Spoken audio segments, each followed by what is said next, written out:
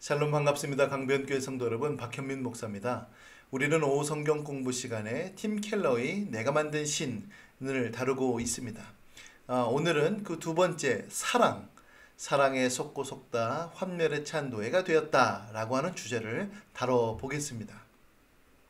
참 사랑, 로맨틱한 사랑, 드라마틱한 사랑, 인간이라면 누구나 다 이것을 열망합니다. 하지만 현대 문화에서 이 참사랑은 매우 과장되고 심각하게 미화되었다는 것이 문제이지요. 하나님만이 주실 수 있는 깊은 애정과 수용이 있습니다. 그런데 현대 문화는 그것을 사람에게서 찾으려고 한다는 것이죠. 그러니까 하나님이 배제되었습니다. 그래서 마음의 소원과 또 마음에 원하는 것들을 그 상대방, 그 이성에게서 찾으려고 한다는 것, 이것이 큰 문제가 되는 것입니다. 그러다 보니까 이 적절한 경계선을 벗어난 요구도 수용해버리는 큰 문제가 발생하게 되는데요. 예를 들어서 어떤 사람이 자기가 승진을 위해서 건강을 해치거나 혹은 불법을 자행한다면 그것은 이미 일이라고 하는 우상에 빠지고 만 것입니다. 마찬가지로 연인의 폭행 또 가학행위를 하는데도 불구하고 그것을 허용해요. 또 콩깍지가 씌어가지고 그 사람의 이 병적인 그것을 보지 못합니다. 그렇다면 그건 역시도 사랑이 우상이 되어버리고 만 증거가 되는 것입니다. 그래서 여러분, 사랑의 노예가 되는 것, 이것은 큰 문제이고 그것은 바로 사랑을 하나님으로 혼동하는 것, 이와 같은 큰 잘못을 지금 저지르고 있게 되는 것이죠. 그러므로 사랑도 역시 우상이 될 수 있다라고 하는 것을 우리는 깊이 생각해 볼 필요가 있습니다. 여러분, 야곱이라고 하는 인물을 잘 아실 것입니다. 그 야곱이 라헬을 만나서 어떻게 그녀를 얻기 위하여서 헌신적으로 일했는지 우리는 너무나도 잘 알고 있지요. 그러나 그 야곱의 그 러브 스토리를 우리는 다시 한번 재조명해 볼 필요가 있습니다. 여러분, 야곱은 어떤 사람이었나요? 비참하고 외로움을 겪었던 사람입니다. 바로 그 장자권 때문에 가족과 유산을 잃어버리고 도망자 신세가 되어서 저 멀리 있는 고향에서부터 멀리 떨어진 그 하란으로 가서 삼촌 라반을 만납니다. 그때 누구를 만나냐면 그의 딸 라헬을 만나게 되고 그에게 홀딱 빠져서 거의 뭐 상사병에 날 정도로 그녀를 이제 사랑하게 되지요. 그런데 문제는 뭐냐면 그 라헬을 얻기 위하여 7년분의 품삯을 치른다는 것입니다. 여러분, 여기서 7년을 일한다라고 하는 것은 그때 당시에 노동력으로만 봐도 굉장히 그 무리가 있는 거죠. 그러니까 본인이 그렇게 이제 자발적으로 한 것처럼 보이지만, 그러면 이제 라반이 무슨 말이냐, 이것은 과하다라고 할 수도 있는 문제인데 라반은 그것을 그대로 받아버리죠. 그러니까 이 야곱의 그 마음 속에는 이 7년이라고 하는 것을 바쳐서라도 내가 그녀를 얻고 말겠다라고 하는 그 마음의 소원이 매우 강력하게 있음을 우리가 알 수가 있습니다. 여러분, 성경에 보니까 야곱이 라반에게 이르되 내 기한이 찼으니 이제 7년이 지난 것이죠. 내 아내를 내게 주소서, 라헬을 주소서, 내가 그에게 들어가겠나이다 라고 이렇게 얘기합니다. 여러분, 여기서 이것을 보면 지금 야곱이 자기의 장인이 될 사람에게 뭐라고 얘기하냐면 당신의 딸을 주십시오. 제가 그 사람과 지금 잠자리를 가져야겠습니다 라고 지금 이렇게 얘기하는 것입니다. 굉장히 노골적이죠. 굉장히 성적입니다. 그것을 지금 말할 정도로 지금 야곱은 그녀를 지금 애타게 찾고 있는 그런 상황이 되겠습니다. 이 야곱은 공허하고 외로운 인생 속에서 라헬을 통해 문제를 해결하고 있다라고 우리가 볼 수가 있습니다. 이것을 단순히 그녀를 너무나도 사랑했다라고만 보기보다는 너무나도 지금 뭔가 이상하다라고 접근하는 것이 더 맞는 추론이 되는 것이죠. 어네스트 베커라고 하는 이 사람은 이렇게 얘기했습니다. 사람들이 하나님을 믿는 신앙을 잃고 나서 삶의 의미를 운명적 로맨스에서 찾으려고 한다라고 말이죠. 그렇습니다. 그 마음속에 하나님만이 주실 수 있는 그것을 잃어버리고 나니까 이것도 찾고 저것도 찾고, 어떤 사람은 돈, 어떤 사람은 권력, 그런데 어떤 사람은 삶의 의미를 운명적인 로맨스로 찾으려고 한다라고 하는 그 사실입니다. 여러분, 로맨틱한 사랑은요, 매우 좋아 보이지만 인간의 마음과 사고에 엄청난 위력을 행사하며 우리 삶을 충분히 지배할 수가 있게 되는 것입니다. 그러니까 우리가 생각했을 때 너무 로맨틱하다, 너무 좋아 보인다 라고 말하지만은, 그러나 그것에는 매우 큰 위험이 토사리고 있는 것이죠.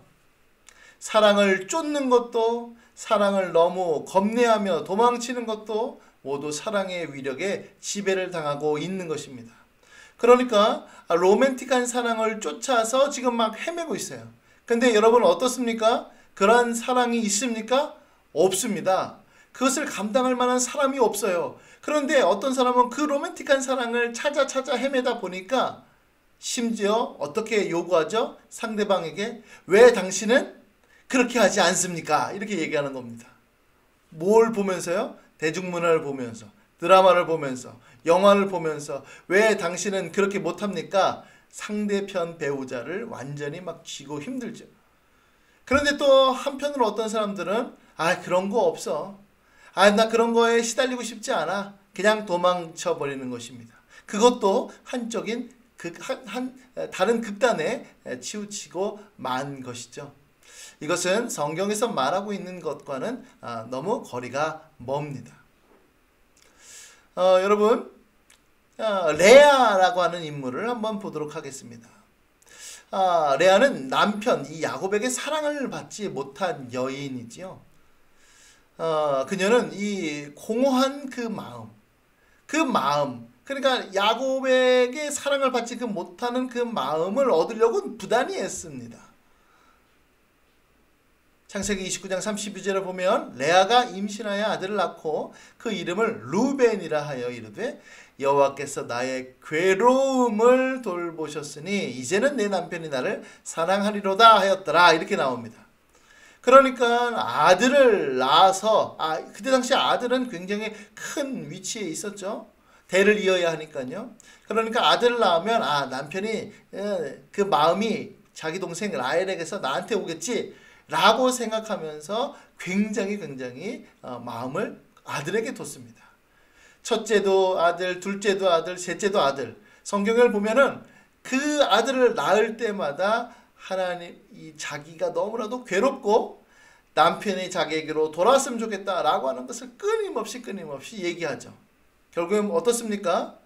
그 아들을 통하여서 남편에게 사랑을 받으려고 하는 그러한 모습이 여기에 있습니다. 그러나 레아가 아들들을 그렇게 낳아도 남편에게서 사랑을 결국에는 받지 못하게 되는 것이죠. 야곱도 레아도 둘 다 그 마음의 공허함과 그 마음의 그 허전함, 그 모든 것들을 채워주려고 하는 그것을 누구에게서? 배우자에게서, 상대방에게서 얻으려고 한다라고 하는 것이 이게 큰 문제다라고 하는 사실입니다. 여러분, C.S. 루이스라고 하는 사람이 이 순전한 기독교에서 이런 말을 했습니다. 우리는 이 세상에서 얻을 수 없는 무언가를 간절히 원하는데 세상의 온갖 것이 당신에게 그것을 주겠다고 약속한답니다. 그러나 결코 그 약속을 지키지 못한다는 것이죠. 처음 사랑에 빠지거나 처음으로 왜곡을 떠올리거나 흥미로운 과목을 접할 때 우리 안에서 일어나는 그 동경, 너무 간절히 원하는 그 동경이 있습니다. 그런데 그 동경은 결혼이나 여행이나 학업으로도 정말 채워질 수가 없다는 사실이죠. C.S. 루이스가 그것을 간파했습니다. 사람은 이것을 채울 수가 없는 거죠. 그러니까 이 사랑으로는 이것을 채울 수가 없는 것입니다. 자, 그러면 사람들이 생각합니다. 그러면 무엇하러 결혼하고 무엇하러 연애를 하는가? 그건 또 다른 극단이죠. 우리가 말하고자 하는 것은 무엇이냐면 하나님만이 주실 수 있는 그것을 왜 사람에게서 찾으려고 하느냐. 특별히 로맨스. 왜 그 사람과 사람과의 그 사랑에서 그것을 얻으려고 하느냐. 그것이 문제다라고 하는 사실입니다. 만약에 우리 영혼에 필요한 것을 다 줄 수 있는 사람이 없다는 것을 깨달았을 때 보통 4가지 반응이 나타납니다. 첫 번째로는 상대편을 탓해요. 그래서 더 나은 대상으로 옮겨갈 겁니다. 그러니까 마치 어떤 사람은 저 사람이 나한테 만족을 못 줘? 그러면 다른 사람을 원하는 거예요. 헤어지고 이혼하고 또 어떤 사람들은 그런 사람들이 있죠. 그 연애 그 어떤 그 짜릿함 그것이 너무 좋으니까 그 연애 감정 때문에 상대방을 자꾸만 바꾸는 겁니다. 계속 바꾸는 거예요. 이것은 바로 무엇이죠? 우상숭배. 사랑이라고 하는 우상숭배를 지속적으로 하는 영적 중독의 길입니다. 두 번째로 자신을 탓하며 자책할 수도 있습니다. 이것은 또 잘못이죠. 자기 혐오와 수치의 길을 걸어가는 것입니다. 세 번째, 세상을 탓하며 이성을 모두 싸잡아 저주합니다. 야, 그런 거 없어. 야, 이런 것은 말도 안 되는 거야. 완고해지고 냉소해지고 공허해지는 길입니다. 하지만 네 번째로 삶의 초점 전체를 하나님 쪽으로 조정하는 것. 이것이 바로 하나님으로부터 오는 그 만족을 얻으려고 하는 길이 되는 것입니다. 여러분, 야곱 또 라헬, 레아 이 3명의 그 관계에 있어서 영적 성장을 보여주는 유일한 인물이 바로 레아입니다. 보십시오. 그가 또 임신하여 이제 4째 아들입니다. 아들을 낳고 이르되 내가 이제는 여호와를 찬송하리로다 하고 이로 말미암아 그가 그의 이름을 유다라 하였고 그의 출산이 멈추었더라 라고 이렇게 되어 있습니다. 그러니까 이제 하나님께서 그에게 자녀를 주실 때에는 이렇게 시작을 했었어요. 뭐냐면 이 레아가 남편인 야곱에게 사랑을 받지 못함에 그에게 아들을 주셨더라. 그래서 아들을 계속 낳았어요. 그러니까 이제 레아 마음속에 이 아들로 인하여서 어떻게 해요? 야곱의 사랑, 남편에게 사랑을 받겠지라고 그렇게 이제 남편의 사랑을 갈구했는데 이제 4번째 아들을 낳고 나자 이제는 그 마음이 남편인 야곱이 아닌 하나님께로 향하고 있는 것이 보여집니다. 그렇게 마음이 변화되고 있는 것이죠. 그녀는 자기 마음의 가장 깊은 희망을 남편과 자녀에게서 떼내어 여호와께 둔 모습이 지금 보여지고 있습니다. 그리고 또 여러분, 레아의 아들 유다를 통해 누가 오셨죠?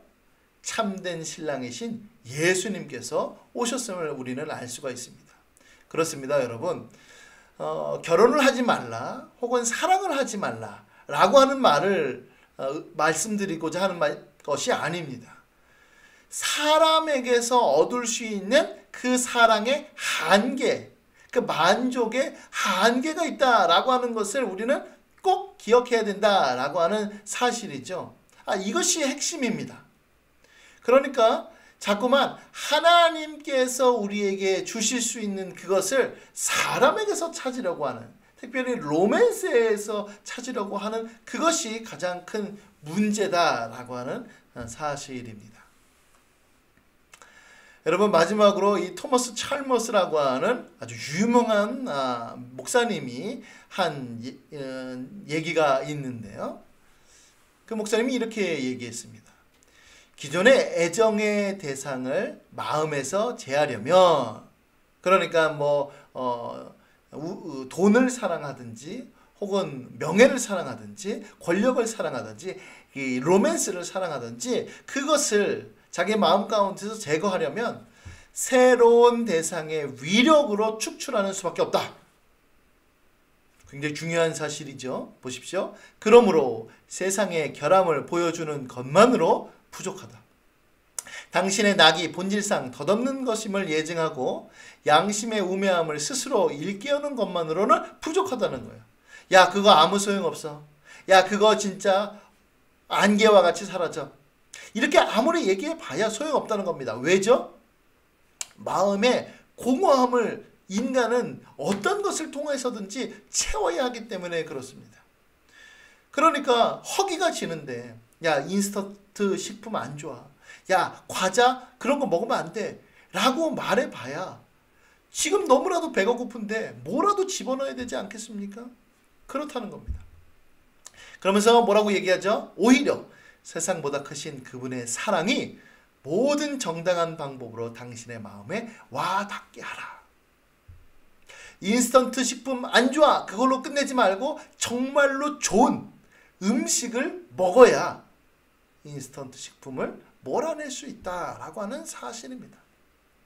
이것이 너무나도 중요한 사실이에요.